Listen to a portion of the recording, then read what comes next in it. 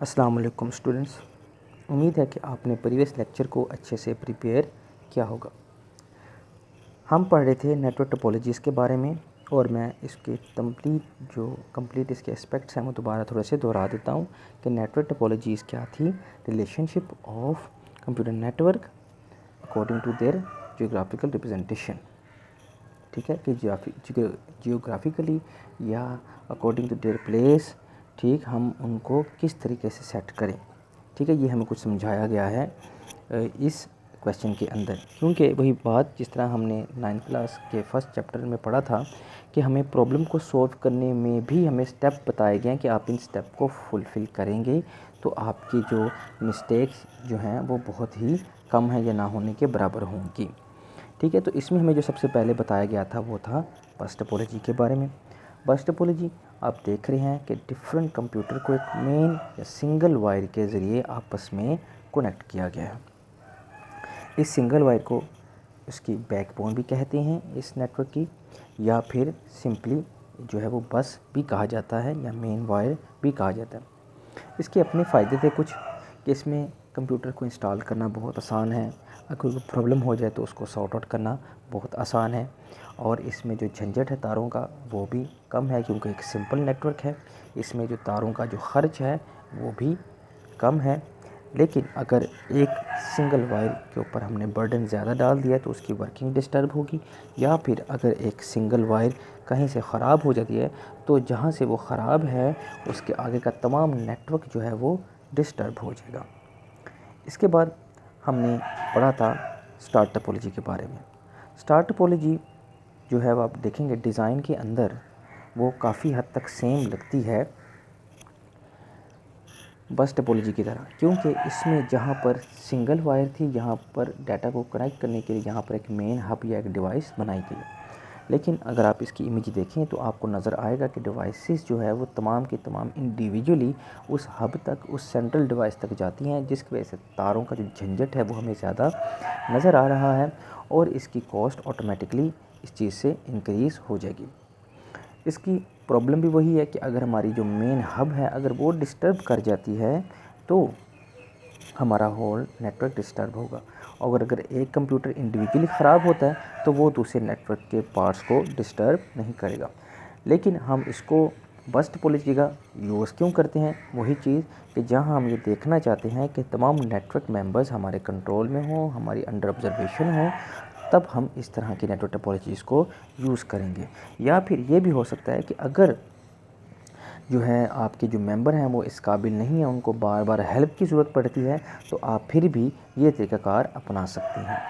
इसके बाद हमने पढ़ा रिंग टोपोलॉजी के अंदर। रिंग टोपोलॉजी भी हमें जैसे कि इमेज के अंदर नज़र आ रहा है कि ये एक रिंग क्रिएट करते हैं और वो तमाम डिवाइसेस अपने इमीडिएट नेबर जो दाएँ और बाएँ नेबर्स हैं उनके साथ कनेक्ट हैं।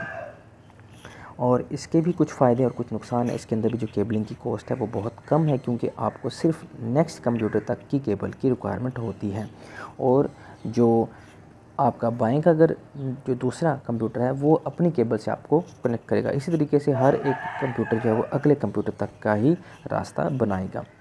इसमें भी हमारे पास कुछ प्रॉब्लम्स हैं कि अगर हमारा एक कंप्यूटर डिस्टर्ब होता है तो वो होल नेटवर्क को डिस्टर्ब कर सकता है, जब हमारे पास जो हमारा जो रिंग काम करेगा यूनिडायरेक्शनल, यानी कि एक ही सिमत में अगर वो काम करेगा। हाँ, अगर वो दो सिमत में काम कर सकता हुआ तो वो बहुत इजीली दूसरे डिवाइसेस तक पहुंच सकता है, यानी कि अगर एक कंप्यूटर ख़राब है तो वो दूसरा रास्ता या दूसरी गली अपनाएगा ताकि वो उस कंप्यूटर तक पहुंच सके जो उसके बाद है। इसके बाद जो हमारे पास एक और टोपोलॉजी है जिसका नाम दिया गया है mesh topology. Mesh topology simply आप नाम से देख सकते हैं कि मैश करना, मिला देना। ठीक, तो इसमें क्या है, मैश टोपोलॉजी में क्या है कि इसके अंदर हम देखते हैं कि स्टार टोपोलॉजी भी काम कर रही होती है, बस टोपोलॉजी भी काम कर रही होती है, और एक किस्म से रिंग टोपोलॉजी भी काम कर रही होती है। यानी कि हमने इन डिवाइसेस को रिंग की तरह एक दूसरे से डायरेक्ट भी कनेक्ट कर लिया, और फिर उन डिवाइसेस को मेन वायर जो है वो आप कह लें, वायर कह रहा था मैं, मेन डिवाइस के साथ कनेक्ट कर सकते हैं। ठीक है, तो इसमें एक जो सबसे बड़ा फ़ायदा यह है कि किसी भी किस्म का अगर कोई डिफ़ेक्ट आता है हमारे नेटवर्क के अंदर तो हमारा नेटवर्क इस काबिल होता है कि वो जो दूसरे कंप्यूटर्स हैं उन तक अपने डाटा को पहुंचा सके। यानी कि अगर आप देख रहे हैं कि हमारी अगर स्टार टोपोलॉजी की तरह यहाँ अगर मेन जो हब है वो डिस्टर्ब हो जाती है तो हमारा पूरा नेटवर्क डिस्टर्ब हो जाता है। लेकिन यहाँ पर क्या है कि मेन हब के साथ साथ हमारी डिवाइसेस आपस में डायरेक्टली भी कनेक्टेड हैं। और अगर आप ये देखते हैं कि जैसे हमारे पास ये प्रॉब्लम था रिंग टोपोलॉजी में कि हमारा जो है वो कोई और मीडियम नहीं था, हमारा अगर इमीडिएट नेबर अगर किसी किस्म की प्रॉब्लम करता है तो हमें दूसरे डिवाइस तक पहुंचने के लिए हमें एक और रास्ता अपनाना पड़ता था। और ये भी था कि रिंग टोपोलॉजी के अंदर हमारे डाटा सिक्योरिटी कंसर्न भी थे कि अगर हमें कोई प्रॉब्लम है किसी पर्सन से या किसी जगह पे कोई हमारा नेटवर्क वीक है तो हमारा जो कॉन्फिडेंशियल डाटा है वो लीक आउट भी हो सकता है। तो यहाँ पर ये प्रॉब्लम भी सॉर्ट आउट किया गया है मैश टोपोलॉजी के अंदर कि अगर आप चाहते हैं कि आपका जो डाटा है वो हब तक भी ना जाए और आपके इमीडिएट कंप्यूटर तक भी ना जाए, तब आप क्या करेंगे कि आप उस मैसेज को डायरेक्टली लिंक हैं आप दूसरे कंप्यूटर्स के साथ, तो आप उस मैसेज को डायरेक्टली भी उस कंप्यूटर तक भेज सकते हैं। यानी कि आपके पास 3 किस्म के तरीके हैं कि आप अगर मैसेज अपने नेबर्स के ज़रिए पहुंचाना चाहते हैं तब भी मैसेज पहुंच जाएगा, ठीक है।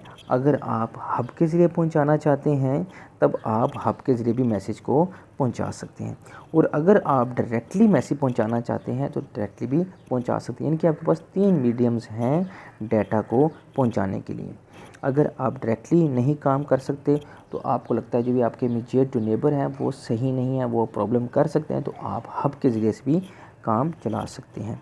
तो ये हमारे पास थोड़ा सा जो है वो मैश टोपोलॉजी के जो है वो आप देख रहे हैं इमेज, और उससे आपको इसका स्ट्रक्चर वाज़ेह हो रहा है। इसके भी ये जो आपने देखे हैं कि बहुत सारे फ़ायदे हैं कि किसी भी किस्म के लॉस के अंदर डाटा अगर डिफेक्ट्स हैं तो आपका डाटा लॉस नहीं होगा। लेकिन उसी तरीके से अगर आप देखते हैं कि इसके अंदर जो केबलिंग कॉस्ट है वो काफ़ी है, ठीक है। और जो हब की कॉस्ट है वो भी काफ़ी होगी क्योंकि हब वो मेन डिवाइस होगी जो बाकी तमाम डिवाइसेस को कंट्रोल कर रही होगी। और इमीडिएट नेबर को भी आपने केबल पहुंचानी है, हब को भी पहुंचानी है, और अपने डायरेक्टली कनेक्टेड कंप्यूटर को भी आपने केबल पहुंचानी है। यानी कि एक कंप्यूटर 3 जगहों पर केबल पहुंचा रहा होगा, जिसकी वजह से बाकी तमाम टोपोलॉजीज़ के बरक्स इसमें जो केबल कॉस्ट है वो 3 गुना है, क्योंकि बाकी जितनी भी डिवाइसेस थी, जितनी भी टोपोलॉजीज़ थी वो सिर्फ एक और डिवाइस को ही केबल पहुंचा रही थी, लेकिन यहाँ हमने 3 डिवाइसेस को केबल पहुंचानी है, ठीक है। दूसरा, इसके अंदर जो झंझट है वो काफ़ी ज़्यादा बढ़ जाएगा केबलिंग का। रीकॉन्फ़िगरेशन जो है वो काफ़ी मुश्किल होगी, अगर किसी चीज़ को दोबारा इंस्टॉल करना होगा उसके लिए काफ़ी मुश्किल है, प्रॉब्लम शूट वो काफ़ी मुश्किल है।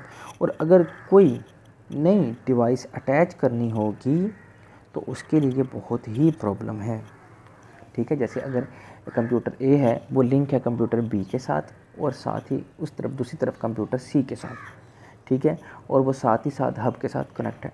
लेकिन अगर कोई और कंप्यूटर यहाँ पर अटैच होना चाह रहा है कंप्यूटर ए और बी के दरमियान, ठीक है, अगर उसकी जो प्लेसमेंट है वो इस जगह पे बन रही है जो कंप्यूटर ए और बी के दरमियान है, तब आप देखेंगे कि बहुत ही काफ़ी प्रॉब्लम क्रिएट होगी कंप्यूटर ए और बी के दौरान, क्योंकि कंप्यूटर ए ने केबल कंप्यूटर सी को भी पहुंचानी है, बी को भी पहुंचानी है और हब को भी पहुंचानी है।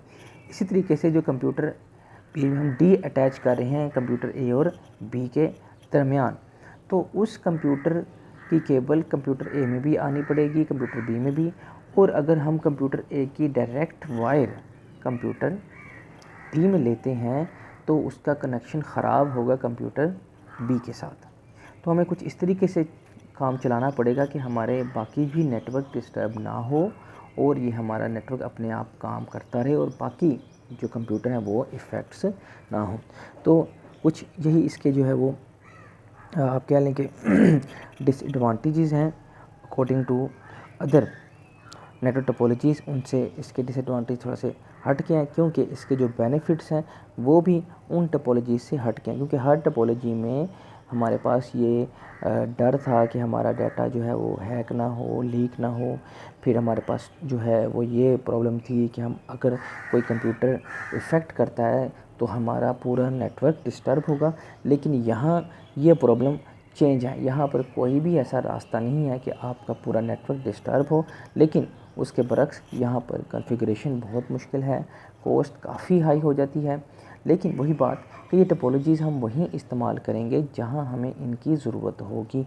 ये टोपोलॉजी हम वहाँ इस्तेमाल करेंगे जहाँ हम देखेंगे हमारा ऑफिस, हमारी बिल्डिंग किस स्ट्रक्चर में ढली हुई है और हमारा नेटवर्क किस तरीके से सही तरीके से काम कर सकेगा और हमारी कॉस्ट हमें कहाँ तक इस चीज़ की इजाज़त देती है। मज़ीद आपने इस लॉन्ग क्वेश्चन को बहुत अच्छे तरीके से तैयार करना है। ये बहुत ही अहम है, मैं बार बार कह रहा हूँ कि ये बहुत अहम क्वेश्चन है इस चैप्टर का। इसको अच्छे तरीके से तैयार कीजिएगा और किसी भी किस्म की प्रॉब्लम हो तो लाजमी मुझसे शेयर कीजिएगा, बुक पर पॉइंट आउट कीजिएगा, ताकि जब आपसे मीटिंग हो तो आप उन पॉइंट्स को ईज़िली क्लियरली आप मुझे बताएं और मैं उनका आंसर आपको बताऊं। अस्सलाम वालेकुम।